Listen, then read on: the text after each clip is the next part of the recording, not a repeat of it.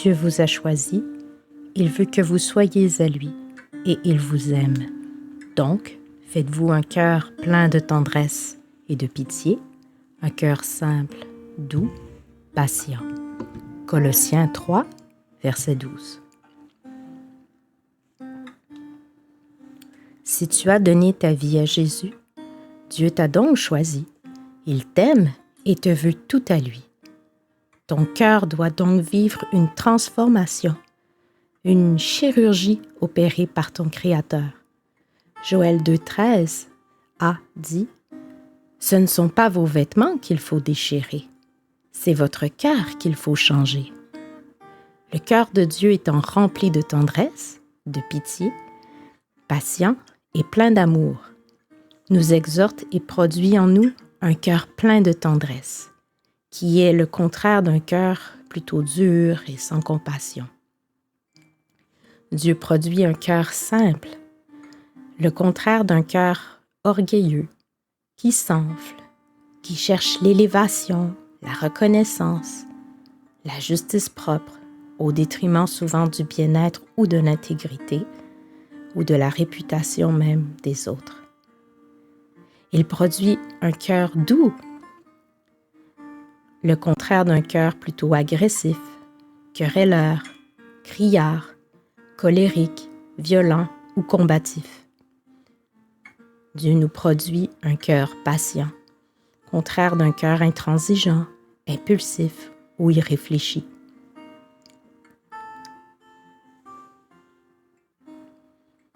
Non pour les récompenses, mais parce qu'il t'a aimé le premier et qu'il t'a renouvelé, il te transforme à son image.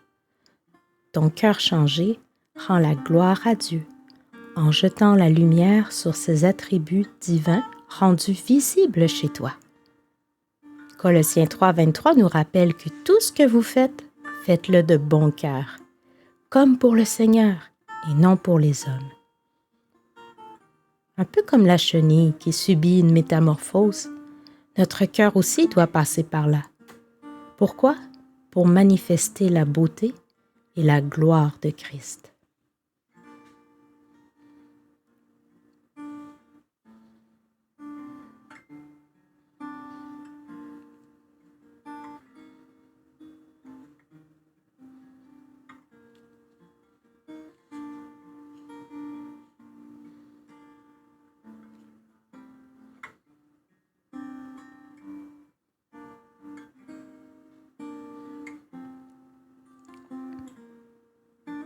Dans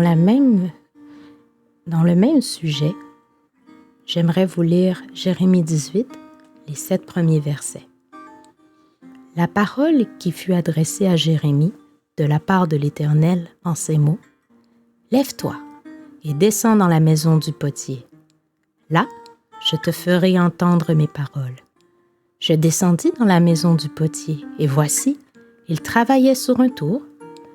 Le vase qu'il faisait ne réussit pas. Comme il arrive à l'argile dans la main du potier, il en refit un autre vase, tel qu'il trouva bon de le faire. Et la parole de l'Éternel me fut adressée en ces mots. « Ne puis-je pas agir envers vous comme ce potier, maison d'Israël ?» dit l'Éternel. « Voici, comme l'argile est dans la main du potier, ainsi vous êtes dans ma main, maison d'Israël. »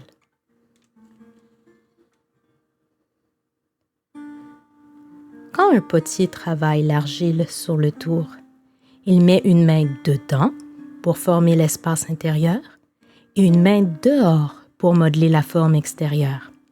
Les deux pressions, intérieure et extérieure, doivent être en harmonie pour que le vase ne s'effondre pas ou ne se déforme pas.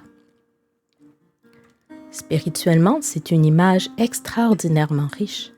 La main à l'intérieur peut nous suggérer que Dieu transforme notre cœur. Il travaille nos motivations, nos pensées secrètes, nos désirs. Il enlève l'orgueil, la colère, la peur, l'avidité. Il nous donne un cœur nouveau, doux et obéissant.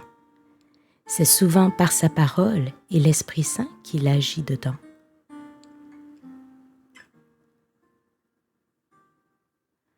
La main à l'extérieur nous signifie que Dieu utilise les circonstances extérieures, telles que les épreuves, les contrariétés, les retards, les deuils, les critiques, mais aussi les bénédictions, les rencontres, les appels au service. Ce sont comme des pressions, entre guillemets, qui nous forment de l'extérieur. Ces pressions nous apprennent la patience, l'humilité, la confiance. Elles nous façonnent pour ressembler à Christ dans la vie quotidienne. Donc l'équilibre des deux. Si Dieu n'agissait que dedans, sans jamais utiliser l'extérieur, on resterait peut-être théoriquement bon, mais on n'apprendrait pas à aimer vraiment dans la vraie vie. Et si Dieu nous pressait seulement de l'extérieur, sans travailler nos cœurs, on deviendrait amer, dur, rigide ou hypocrite. Il faut les deux, l'œuvre intérieure de l'esprit et la formation extérieure des circonstances. Cette image du potier révèle tellement sur la pédagogie de Dieu. Elle nous enseigne que Dieu est patient. Il sait précisément ce qu'il veut obtenir. Il ne casse pas la forme, il la reprend s'il faut et il recommence.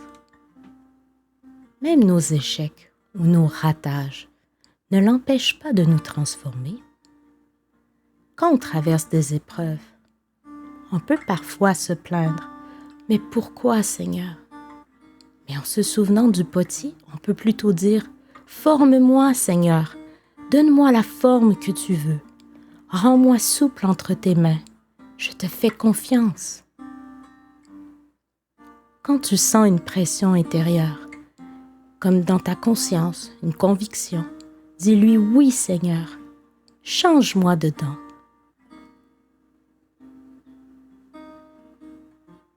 Quand tu sens une pression extérieure, une contrariété, un délai, une épreuve, dis-lui « Oui, Seigneur, enseigne-moi aussi là-bas. »